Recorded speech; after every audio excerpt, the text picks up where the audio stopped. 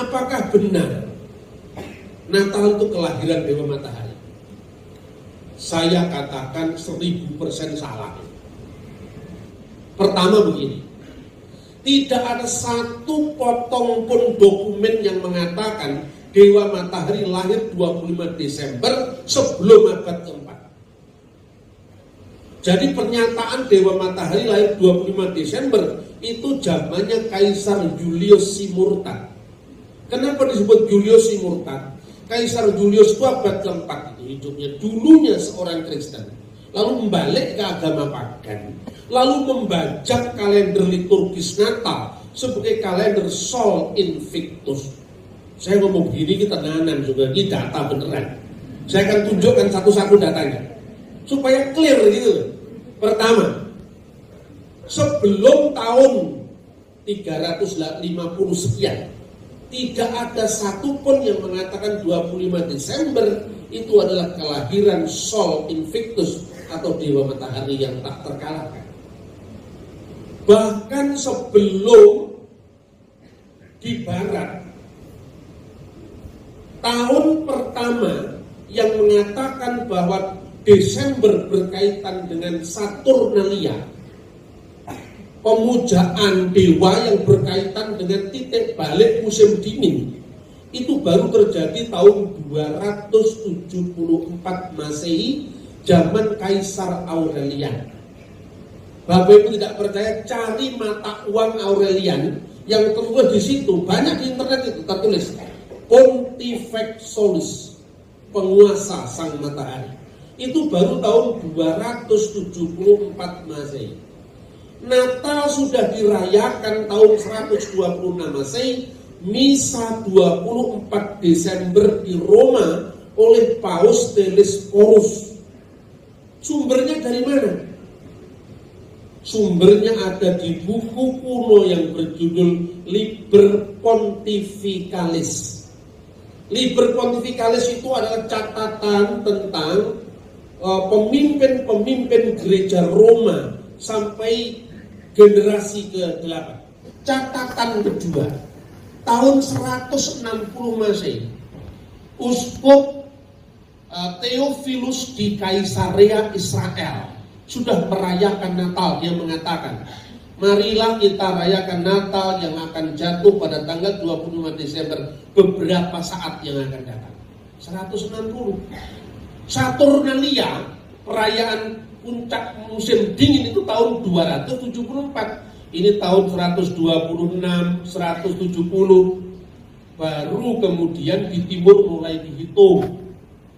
Siapa yang mengkanonkan pertama kali Natal menjadi perayaan gereja? Bukan di Roma, bukan di Konstantinopel, bukan di Antioquia, tapi di Alexandria. Catatannya di mana? Ini saya ngomong sejarah dulu, baru saya ngomong Alkitab nanti, supaya lebih mantap. Catatannya ada di dalam buku kuno yang berjudul Coptic Didascalia Apostolorum. Pasal 18 tentang perayaan-perayaan dan puasa-puasa. Dalam pasal 18 itu, zaman Paus Demetrius pertama, ini bukan Paus Roma, ini Paus Alexandria. Karena kita tahunya gereja kuno cuma gereja di Roma Katolik, padahal ada gereja kuno di Konstantinopel, Ortodok Yunani, gereja kuno di Alexandria, Ortodok Koptik, gereja kuno di Antioquia. Untuk pertama kali murid-murid Yesus disebut Kristen di mana? Di Antioquia. Kisah Rasul 11 ayat 26. Itu namanya gereja Syriak Ortodoks. Semuanya masih ada, tidak pernah hilang dari muka bumi. Pasal 18 teks yang disebut Didascalia Koptik tadi mengatakan begini. Bunyinya begini pasal 18 itu. Ya ikhwatana, tahfutu fi ayyamil a'yad allati hiya milad Rabbina Yesus al-Masih. Wahai saudara-saudaraku, tetapkanlah pada hari-hari perayaan, yaitu Natal Tuhan kita Yesus Kristus. Wa kamaluhu fi kamsati wa isrin fi syahri tasi'il lati lil ibraniyin allati huwa tasi'u wal isrun min syahri rabi'i allati lil masriyin, yang artinya tetapkanlah hari-hari perayaan kita kelahiran Tuhan Yesus Kristus tepatnya tanggal 25 bulan Ibrani ke-9, bulan Yahudi ke-9, namanya bulan Kislev, yang bertepatan dengan tanggal 29 bulan Mesir ke-4, namanya Kiyah. Seluruh bapak gereja sebelum tahun 274 semua bicara tentang Natal. Sementara tidak ada sepotong pun dokumen yang mengatakan Dewa Matahari lahir 25 Desember. Sudah terlanjur mualaf, salah lagi. Datanya tidak karu-karuan. Bayangkan, tahun 125 catat, 160 catat. Koptik Didaskalia Apostolorum tahun 189 Masehi. Akhirnya oleh Hippolytus, Santo Hippolytus muridnya Irenaeus, Irenaeus muridnya Polikarpus, Polikarpus muridnya Rasul Yohanes muridnya Yesus. Sekitar tahun 220-an dia mencatat begini: kelahiran Tuhan kita Yesus Kristus egeneto pro octo kalandon Januarion. 8 itu terjadi 8 hari sebelum Januari itu. 8 hari sebelum Januari itu apa? 25 Desember ini tahun 220. Sextus Julius Africanus sekitar tahun 230 mengucapkan hal yang sama. Yesus dilahirkan 8 hari sebelum bulan Januari. Ini data sejarah, Bapak Ibu. Nah, pertanyaannya sekarang, bagaimana kita bisa mudah sekali diharu-birukan oleh berita yang gaduh seperti ini, yang mengatakan tidak benar 25 Desember hari peringatan Dewa Matahari. Saya bilang, kamu tunjukkan satu dokumen saya bayar 1 juta. Sekarang 25 Desember perayaan Dewa Matahari, satu aja, 1 juta. Tunjukkan dokumen apa? Tidak pernah ada. Jadi ini dongeng yang diyakini. Bahkan para teolog kita pun meyakini ini. Karena apa? Tidak pernah membaca sumber primer sejarah gereja. Mengapa? Karena mula-mula anti Katolik tidak disadari. Semua data gereja kuno dianggap Katolik gitu. Akhirnya apa? Bencana. Ketika kita menghadapi isu seperti ini, orang mengatakan, sudahlah, jangan berdebat soal tanggalnya. Tidak penting. Yang penting itu Yesus lahir di hati kita. Jawaban ini jawaban orang saleh yang malas berpikir. Akibatnya apa? Oh, tanggalnya aja nggak jelas. Jadi peristiwa Yesus itu tidak historis, tidak bersifat sejarah. Saudara-saudara, ini kebenaran, saudara-saudara. Alkitab katakan apa? Pada bulan ke-6. Ini tadi kita baca kan? Malaikat Gabriel datang kepada Bunda Maria pada tanggal berapa? Bulan ke-6. Bulan ke-6 itu bukan bulan Juni sekarang. Nah, 6 bulan setelah Zakaria mendapatkan wartaan malaikat. Itu kapan? Kan nggak ada catatnya di Alkitab, Pak. Ada, menggunakan iso moco. Menggunakan orang ngerti sejarah. Iya loh. Kalau pertanyaannya harus Anda ambil letterlock di mana, saya tanya. Mana ada kata Majapahit mulai mengalami kesurutan, senja, ya, mengalami kemunduran, sirno ilang kertaning bumi. Tidak ada kata 1478 itu tidak ada. Itu di buku sejarah modern. Zaman dulu kan Surya Sengkala, kemudian Chandra Sengkala. Kapan senjanya Majapahit? Ditulis dalam serat kondo. Sirno ilang kertaning bumi. Sirno artinya 0, ilang itu 0, kerta itu 4, bumi 1, diwaca malih 1400. Karena tahun Saka itu mulai tahun 78, maka 1400 plus 78 1478. Berita Serat Kondo ini cocok dengan buku Pararaton yang ditulis tahun 1500 Masehi. Apa? Sunya Nora Yuganing Wong Pamungsu Bre Kertabumi Kapernah Paman Prabu Moktaring Kedaton Isa Kawarsa Sunya Nora Yuganing Wong. Nah, terus Anda ketemu angka 1478 dari mana? Nggak ada di sejarah, Pak. Raiso moco sejarah. Ada itu, karena apa? Anda nggak ngerti tahunnya. Ngertimu cuma tahun Gregorian 2019.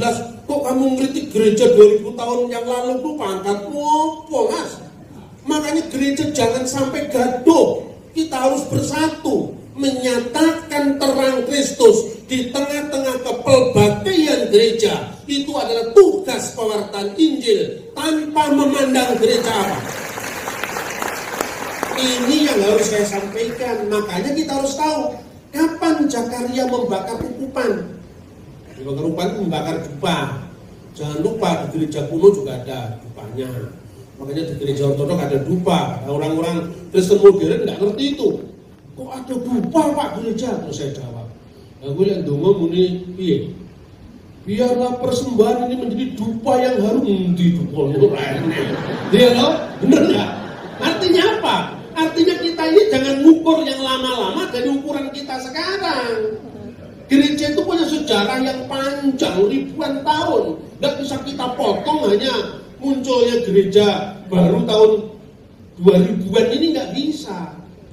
Catatan pertama tentang rotasi Zakaria itu panjang ceritanya.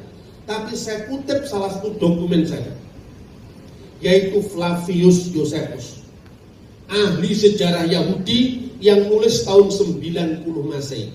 Dia mengatakan bait Allah di Yerusalem dihancurkan tahun 70 Masehi, tepatnya tanggal 9 bulan Ab. Bulan Ab itu bulan Yahudi, sejajar dengan Agustus. Sumber kedua, kenapa kok urusannya dengan runtuhnya bait Allah? Itu nanti terkait dengan kapan membakar ukupan itu loh. Nah, Zakaria itu rombongan Abia, Lukas pasal 1 ayat 5. Abia menurut 1 Tawarik pasal 24 ayat 7 sampai 19, rombongan ke-8. Tinggal ngitung dah kalau ketemu. Mudah ngitungnya, kita awam aja. Bagaimana catatan kedua? Catatan kedua dari dokumen Yahudi namanya Megillot Ta'anit. Itu bagian dari buku namanya Talmud. Ditulis kira-kira tahun 160 Masehi. Dalam Megillot Ta'anit 4:29a disebutkan dalam bahasa Ibrani begini. Beshe haraf Bet Hamikdas Harisona, hancurlah bait Allah pertama kali itu, ya. Ditulis kemudian Oto Bayom Eref Tisa Bi'at, tepatnya pada saat menjelang senja. Eref itu bahasa kitanya maghrib gitu, Eref Ibrani. Eref yaitu petang hari tanggal 9 bulan Ab, Umis Mareta Sel Yehoyarib Hayeta. Dan waktu itu yang membakar ukupan adalah rombongan Yoyarib. Berarti 5 Agustus tahun 70 rombongan pertama yang membakar ukupan. Tinggal ngitung ke belakang 75 tahun. Dihitung mundur ke belakang. Kalau Agustus minggu pertama kan tanggal 5 itu 9 bulan Ab sama dengan 5 Agustus minggu pertama, rombongan pertama. Juli minggu keempat, rombongan keempat. Juli minggu ketiga, rombongan 23. Juli minggu kedua, rombongan 22, seterusnya. Nanti akan ketemu Zakaria, sang imam itu membakar ukupan di bulan Tisri. Tisri itu sama dengan bulan kita, September menurut kalender. Ini barat, ini September. karena sebagian besar ini dari gereja barat, saya pakai kalender barat. September Zakaria mendapatkan berita lahirnya Yohanes Pembaptis. 6 bulan setelah Zakaria ditemui malaikat, malaikat pergi ke Nazaret ketemu dengan Maria. Lukas 1:26 tadi. 6 bulan setelah September itu apa? Oktober, November, Desember, Januari, Februari, Maret. Makanya 14 bulan Nisan Maria mendapatkan kabar gembira akan mengandung Yesus. 14 bulan Nisan itu sama dengan 25 Maret Maria menerima kabar gembira. Usia kandungan berapa bulan Bapak Ibu? 9 bulan. 9 bulan setelah 15 Nisan atau malam 15 Nisan. Makanya karena Yesus lahirnya malam hari, makanya malam kudus, bukan siang kudus itu loh.